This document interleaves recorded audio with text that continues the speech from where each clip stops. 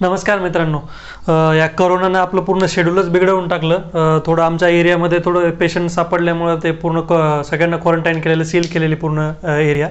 त्यामुळे थोडंसं मध्ये थोडंसं कनेक्शन आपलं थोडंसं वीक झालं. आपण परत स्टार्ट करूया.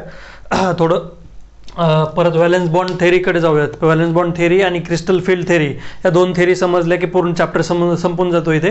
तर आता व्हॅलेन्स बॉन्ड थेरीमध्ये बघायचं आपल्याला. तर जनरली तुम्हाला सांगितलं कोणताही केमिकल बॉन्ड फॉर्म व्हायचा आहे तर त्यासाठी एकानं इलेक्ट्रॉन देणार, एक इलेक्ट्रॉन घेणार, असं दोघांनी मिळून एक बॉन्ड तयार करणार. पण कोऑर्डिनेट बॉन्डमध्ये काय असतं? कोऑर्डिनेट बॉन्डमध्ये जनरली एकच जण देतो आणि दोन्ही घेतो. म्हणजे काय, समोरच्याचे एक व्हॅकंट ऑर्बिटल पाहिजे आणि एकाकडे देण्यासाठी एक लोन पेअर किंवा पेअर ऑफ इलेक्ट्रॉन पाहिजे. तर इथे काय सांगितलेलं आहे, according to valence bond theory metal complex arises when filled orbital containing a pair of electron overlap with a vacant orbital on the metal ion to give a coordinate bond. म्हणजे एक जण एकाकडे पूर्ण व्हॅकंट ऑर्बिटल असले पाहिजे आणि एकाकडे electron देण्यासाठी लोन पेअर किंवा ते पेअर ऑफ इलेक्ट्रॉन पाहिजे. म्हणजे एकाची एम्प्टी ऑर्बिटल आणि एकाकडे फिल्ड ऑर्बिटल, हे दोघं जेव्हा ओव्हरलॅप होतात तेव्हा कोऑर्डिनेट बॉन्ड फॉर्म होतो. कोऑर्डिनेट बॉन्ड म्हणजे काय की देणारा फक्त देतो, एक जणच देतो, दुसरा फक्त पार्टिसिपेट करतो त्याच्यामध्ये. हे असं ते कोऑर्डिनेट बॉन्ड यानं फॉर्म केलं जातं. म्हणजे काय, हे समजा मेटल आहे आणि हे लिगँड आहे. म्हणजे काय, याच्याकडे एक व्हॅकंट ऑर्बिटल आहे, याची ही व्हॅकंट ऑर्बिटल आहे आणि याच्याकडे फील्ड ऑर्बिटल आहे. जेव्हा हे दोघं ओव्हरलॅप करतात, हे जनरली डायरेक्शनल असते. कोणते प्रत्येक जे बॉन्ड ओव्हरलॅपिंग होते ते डायरेक्शनल असते. असं नाही की हे स्ट्रेट टू स्ट्रेट ओव्हरलॅप होतंय, इथं आहे दिलेलं आहे मग दुसरं नाही का उलटं होऊ शकेल, असं नाही. डायरेक्शनल असते. त्यामुळे त्यांना जिओमेट्री वगैरे परफेक्ट शेप वगैरे असतो. तर जेव्हा ते बॉन्ड फॉर्म करणार, कोऑर्डिनेट बॉन्ड फॉर्म करणार, तेव्हा अशा प्रकारचे स्ट्रक्चर असणार. तर आता जे अजम्पशन्स आहेत की पॉस्ट्युलेट म्हणा, ॲझम्पशन्स म्हणा, व्हीबीटीने काय काय सांगितलेले आहेत. आणि इथे कसं तुम्हाला जे सांगितलं गेलेलं आहे बरेच कंपाऊंड, इथं एक्झाम्पल घेणार आहेत आपण इथं.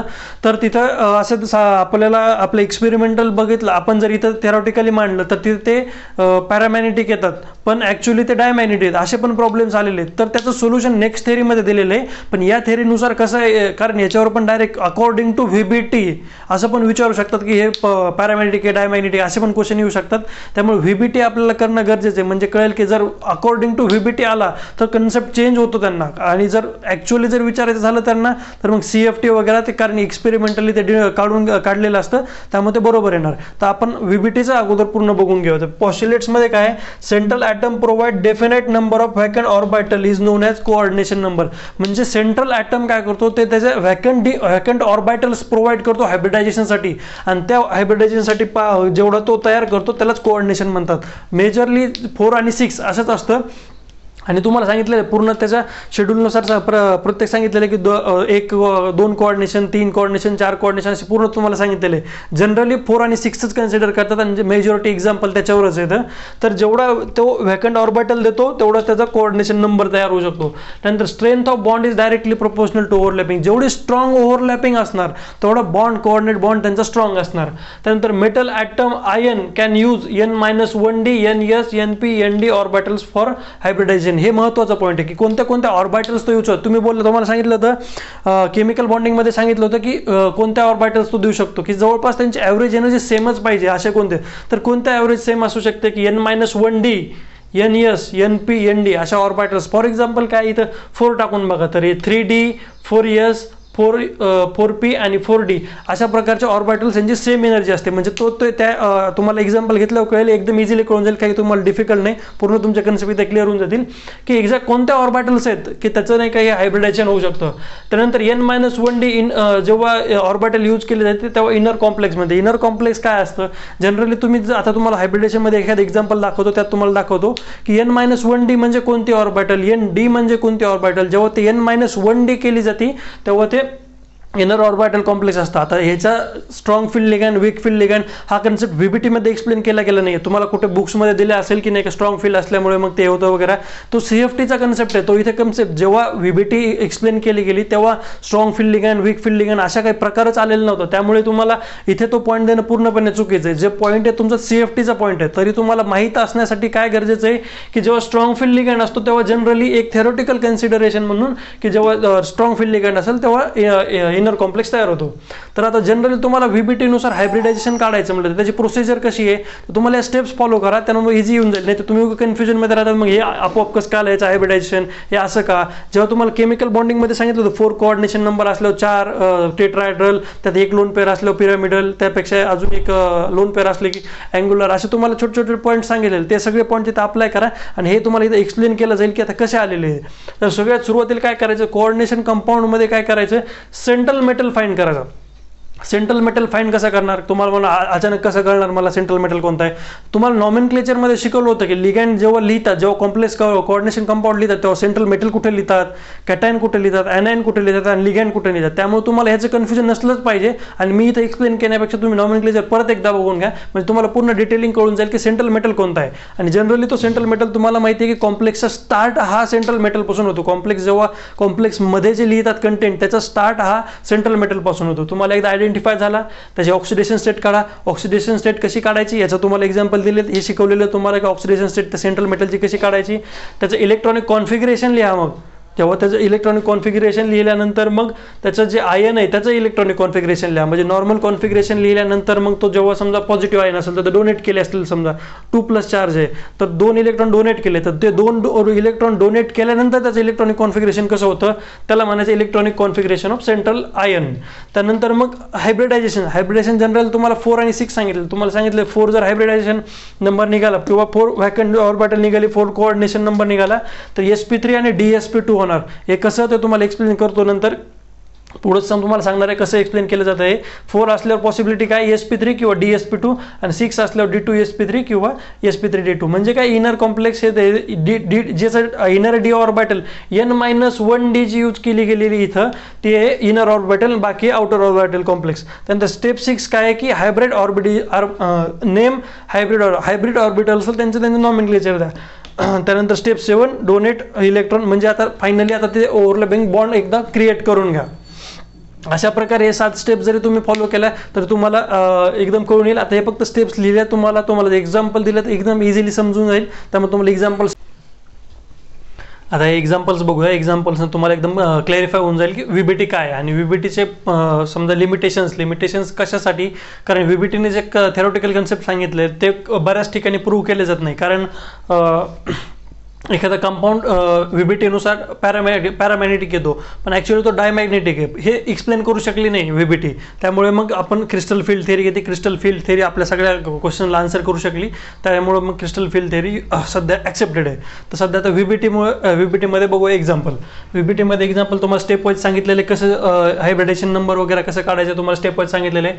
तर हे एक्झाम्पल आहे CrNs3 6 × 3+. तर स्टेप वाईज जाऊया. पहिले सगळ्यात अगोदर सेंट्रल मेटल शोधायचं. सेंट्रल मेटल कोणता, Cr. कसा शोधला, नॉमेनक्लेचरमध्ये तुम्हाला सांगितलेलं आहे की लिगँडचे कॉम्प्लेक्सला जेव्हा लिहितो तुम्ही तेव्हा कसं लिहितात. सगळ्यात अगोदर इकडे कॅटायन असतो, मग कॉम्प्लेक्स असतो. कॉम्प्लेक्समध्ये सगळ्यात अगोदर सेंट्रल मेटल, त्यानंतर न्यूट्रल लिगँड, नंतर निगेटिव्ह लिगँड, त्यानंतर मग इकडे ॲनायन असतो. हे कॉम्प्लेक्सच्या बाहेर अशी प्रोसिजर आहे. त्यामुळे तुम्हाला सेंट्रल मेटल कळाला. ऑक्सिडेशन स्टेट काढायची तुम्हाला शिकवली कसे काढायची. आता हे तुम्हाला सांगितले न्यूट्रल लिगँड आहे. न्यूट्रल लिगँड 0 म्हणजे याचा काही संबंध नाही, म्हणजे कॉम्प्लेक्सवर चार्ज +3 म्हणजे इक्वल टूच्या इकडे, म्हणजे इक्वल टूच्या इकडे +3 असणार फक्त. आणि इथं काय, हे CRला जर x कन्सिडर केलं x आणि हे 0 आहे, x + 0 = +3 म्हणजे काय, टोटल +3 आलं. तर ऑक्सिडेशन स्टेट कळाली. त्यानंतर CRचं इलेक्ट्रॉनिक कॉन्फिगरेशन काय हे तुम्हाला डी ब्लॉकमध्ये दिलेलं अॅनोमॅलस इलेक्ट्रॉनिक कॉन्फिगरेशन आहे. तुम्हाला सांगितलं होतं केमिकल बॉन्डिंगमध्ये हाफ फील्ड आणि कम्प्लिटली फील्ड हे जास्त स्टेबल असतात. त्यामुळे कोणताही एलिमेंट त्याचं इलेक्ट्रॉनिक कॉन्फिगरेशन हाफ फील्ड किंवा कम्प्लिटली फील्ड हे करण्यासाठी त्याचं जास्त त्याच्याकडं कल असतो. त्यामुळं मग तो ह्याचं 3d5 होतं. इथं 4s2 3d4 असायला पाहिजे होतं, पण इथं 4s1 3d5 झालं. तर आता तुम्हाला Cr3+ सांगितलं, तर Cr मधलं मग जाणार कुठला इलेक्ट्रॉन, एक s मधला गेला आणि 2 d5 मधले गेले, तर d3 कॉन्फिगरेशन उरलं तुम्हाला. आता हे आपल्याला आता हायब्रिडायझेशन कसं काढायचं त्याचं. तर D3 उरलाय म्हणलं, मग काय कंप्लीट डी मध्ये फिल केला, 1 2 3 फिल केले, हे पूर्ण मग व्हॅकंट ऑर्बिटल्स राहिले. मग ह्या व्हॅकंट ऑर्बिटल्स मग आता हायब्रिडायझेशन मध्ये पार्टिसिपेट करणार, कारण जेवढ्या हायब्रिडायझ ऑर्बिटल तयार होणार आहेत त्यातल्या सगळ्या हा सेंट्रल मेटलच्या व्हॅकंट ऑर्बिटल्स असणार आहेत आणि तिथे त्या बाकीच्या जेव्हा लिगँडचे लोन पेअर तिथे ओव्हरलॅप होऊन तिथे बॉन्ड तयार करणार आहे. म्हणजे हे टोटल झालं. आता हे डी मधले किती उरले 1 2 आणि हे असं टोटल 6 आहे. जेव्हा कोऑर्डिनेशन नंबर 6 आहे त्यामुळे ऑक्टाहेड्रल कॉम्प्लेक्स तयार होणार. तर इथे बघा D2sp3 म्हणजे हे मध्ये पहिल्या अगोदरच्या ऑर्बिटल म्हणजे n-1 म्हणजे फॉर एक्झाम्पल काय n-1 कशामुळे, कारण नॉर्मल बघा 4s ची सिरीज चालू आहे किंवा 4 ची सिरीज चालू आहे त्याच्यात 3d मधले ऑर्बिटल केली जाते म्हणजे n-1 n इथे काय n4 आहे तर तरी पण इथं 3d यूज केली जाते त्यामुळे मग D2sp3 हा इनर कॉम्प्लेक्स होणार. हे असं हे केलं जाणार. तुम्हाला याच्यावरून कळून येईल की आता हे पॅरामॅग्नेटिक आहे. मॅग्नेटिक नेचर कसं शोधणार तुम्ही, जेवढे अनपेअर्ड इलेक्ट्रॉन आहेत तेवढे अनपेअर्ड इलेक्ट्रॉन असेल तर पॅरामॅग्नेटिक, अनपेअर्ड इलेक्ट्रॉन नसेल तर डायमॅग्नेटिक. तर हे D2sp3 कळालं. हे D2 हे इनरचे D2 आणि S हे 4s ची S आणि हे P3 D2sp3 असं हायब्रिडेशन झालं. आता तुम्हाला सांगा याचं नाही का मॅग्नेटिक मुवमेंट किती आहे हे कसं शोधणार. तुम्हाला फॉर्म्युला आहे मॅग्नेटिक मुवमेंटचा n magnetic moment is equal to inside root n inside bracket n+2 Bohr magneton. म्हणजे काय n ही व्हॅल्यू काय आहे की number of unpaired electron. Unpaired electron इथं तीन आहे, तिथं तीन व्हॅल्यू टाकायची आणि इथं जे आन्सर येणार ते पूर्ण तुम्हाला बोर मॅग्नेटॉन मध्ये तुम्हाला व्हॅल्यू येणार. तर तुम्हाला एक्झाम मध्ये असे क्वेश्चन विचारले जाऊ शकतात की डायरेक्ट याचं नाही का मॅग्नेटिक मुवमेंट किती आहे, एक कॉम्प्लेक्स देणार त्याचं डायरेक्ट मॅग्नेटिक मुवमेंट सांगा आम्हाला किती आहे. तर तुम्हाला एक काम करून घ्या, इथे 1 to 5 अशी व्हॅल्यू टाकून याचे प्रत्येकाची व्हॅल्यू बघा किती येते. 1 व्हॅल्यू टाकून बघा 1 unpaired electron, 2 unpaired electron, 3 unpaired electron, 4 unpaired electron, 5 unpaired electron, अशी 5 पर्यंत इथं व्हॅल्यू टाका. त्याचे आन्सर काय येते ते डायरेक्ट लक्षात ठेवा. 1 2 3 4 5 जेव्हा 1 अनपेड इलेक्ट्रॉन असेल तर किती बोर मॅग्नेटॉन, 2 असेल तर किती, 3 असेल तर किती, याचं जे आन्सर येणार तुम्ही ऑलरेडी करून घ्या म्हणजे एक्झाम मध्ये तुमचा खूप टाइम वाचेल आणि अशा प्रकारचे क्वेश्चन्स येत आहेत. त्यानंतर पुढचं एक्झाम्पल आहे CONS3 6 times 3+. तर आता ह्याचं पण असं स्टेप वाईज करून घ्या. तुम्हाला कळेल त्याचं इलेक्ट्रॉनिक कॉन्फिगरेशन 4s2 3d7 आहे प्लस 3 ऑक्सिडेशन स्टेट आहे म्हणजे काय 4s 3d6 आहे. त्यानंतर मग फिल केलं जेव्हा हंट्स रूलनं जेव्हा आपण सांगतो की प्रत्येक आता D5 ऑर्बिटल्स आहे. जेव्हा तुम्हाला केमिकल मॉर्निंगमध्ये शिकवलं की प्रत्येक ऑर्बिटलमध्ये अगोदर एक इलेक्ट्रॉन फिल होणार, जेव्हा पूर्ण ऑर्बिटल कंप्लीट होणार त्यानंतर परत पहिल्या ऑर्बिटलपासून पेअरिंग व्हायला सुरुवात होणार. तर आता 6 इलेक्ट्रॉन कसे हे केले जाणार 1 2 3 6 7 1 2 3 हां. तर इथे एकच पेअर केलं जाणार. अशा प्रकारे इथे पेअरिंग केली जाणार 3d6 पेअरिंग केली जाणार. 1 2 3 4 5 असे 5 फिल केल्यानंतर परत एक इकडे पेअर होणार. असे टोटल 6 झाले म्हणजे D ऑर्बिटलमध्ये आता व्हॅकंट ऑर्बिटल नाही आहे. मग आता हे S आणि पुढचे P3 sp3d2 असं इलेक्ट्रॉनिक कॉन्फिगरेशन व्हायला पाहिजे. पण इथे असं दिलं नाही आणि आपल्या VBT नुसार हा कॉम्प्लेक्स हा पॅरामॅग्नेटिक आहे. पण ॲक्च्युली एक्सपेरिमेंटली डिटरमाइन केलं गेलं ह्या कॉम्प्लेक्सचं पण हा डायमॅग्नेटिक सापडला. तर ह्याचं आता तुम्हाला ॲडजस्ट करावं लागणार. इथं कसं केलं जाऊ शकतं, काय केलं जाऊ शकतं म्हणजे आता हे शिकवलं नाही यांनी की कसं ॲडजस्ट केलं गेलं. फॉर एक्झाम्पल जेव्हा तुम्ही D3 प्रॉब्लेम कुठं येणार आहे D3 D4 D5 आणि D6 या आयन्स्टाईनने एक्सप्लेनेशन दिलं नाही कसं काय होतं. आता इथं अनॉमलस बिहेवियरच झालं ना, कारण आपण जे नॉर्मल कन्सेप्ट शिकलो त्याच्यानुसार इलेक्ट्रॉनिक कॉन्फिगरेशन असंच आहे. पण आता इथं एक्सपेरिमेंटली सांगितलं गेलं की D2sp3 आहे म्हणजे ह्या 2 ऑर्बिटल्स इथे यूज केले गेले होते. ह्या 2 आणि हे sp3 असे केले गेले म्हणजे काय की VBT can't explain diamagnetic nature of this compound. तर काय केलं जातं इथं हे 2 इलेक्ट्रॉन इथून गायब केले जातात आणि डायरेक्ट इथे पेअरिंग केली जाते. टोटल 6 इलेक्ट्रॉनची टोटल इथे 6 इलेक्ट्रॉन येणार आणि हे 2 ऑर्बिटल्स मोकळे राहिल्या हे D2sp3 असं डिटरमाइन केलं जातं. हे आता अजम्पशन करावं लागलं आपलं एक्झॅक्ट आपल्या थेरीनुसार याचा आन्सर आलं नाही. हे आपले लिमिटेशन्स आहेत की याच्यामुळे एक्सप्लेन केलं जाऊ शकलं नाही. त्यानंतर NiCl4 तर NiCl4चं कसं आहे त्याचा NiCl4चं इलेक्ट्रॉनिक कॉन्फिगरेशन 4s2 3d8 त्यानंतर Ni2+ काय 4s3d8.